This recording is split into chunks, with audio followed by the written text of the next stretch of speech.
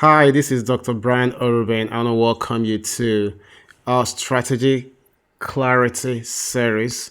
This is a teaching series for leaders who are done with guesswork and who are ready to shape the future with clarity and conviction. Today, we're focusing on the psychology of competition, understanding the new game. Let's begin.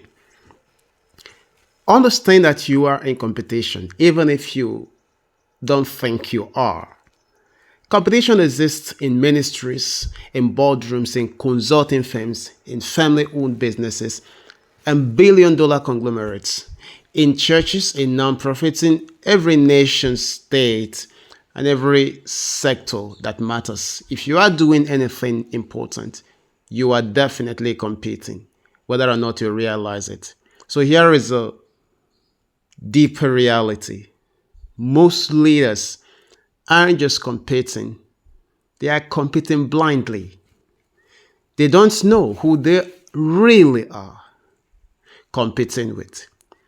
They don't know the game they are in. And worst of all, they don't know why they are on the field.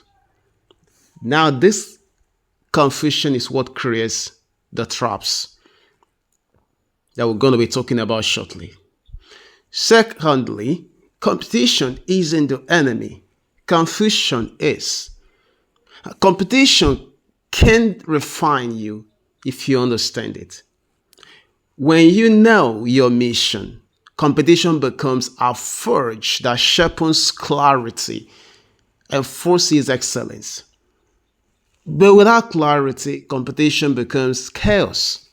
You start reacting, imitating, chasing applause, or seeking validation without ever anchoring your strategy. So let's explore the three competitive traps, the silent killers of purpose and originality. Trap number one, the mimicry trap. Now, the mimicry trap is when leaders imitate what looks successful without understanding what makes it successful. I once did a very important article that we call The Spirit of Strategy. Look for it, find it on the internet. Several media houses published it. So when leaders imitate what looks successful without understanding what makes it successful, that is a mimicry trap. They copy branding, language, models, even personalities. They benchmark themselves into irrelevance.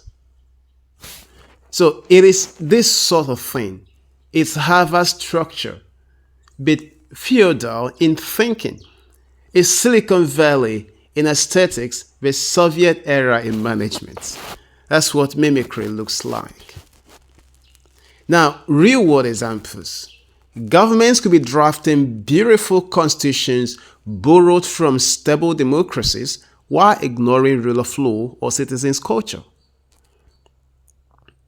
Businesses could be replicating Amazon's tone and web design without the logistics, the data architecture, or customer obsession.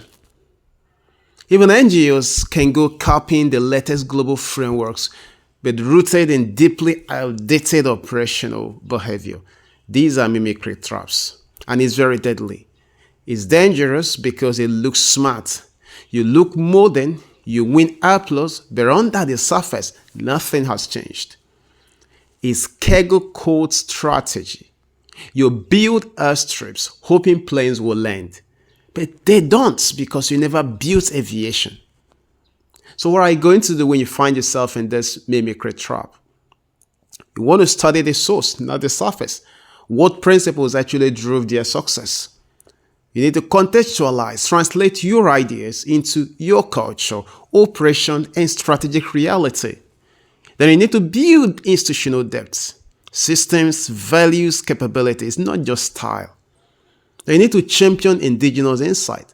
What unique solutions are hidden within your own context? Now let's talk about trap number two. There's a volume trap. This trap convinces you that visibility is victory. So you start pushing out content, campaigns, conferences, chasing noise, not meaning. You think you are everywhere, you are winning. But noise doesn't equal influence. When everything becomes a campaign, nothing becomes credible. Now, this is how it shows up. You flood social media without substance, press releases with no follow through, leaders who are loud in public but unclear in private.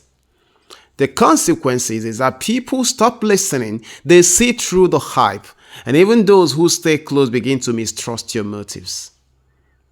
The loudest leader in the room is often the most insecure.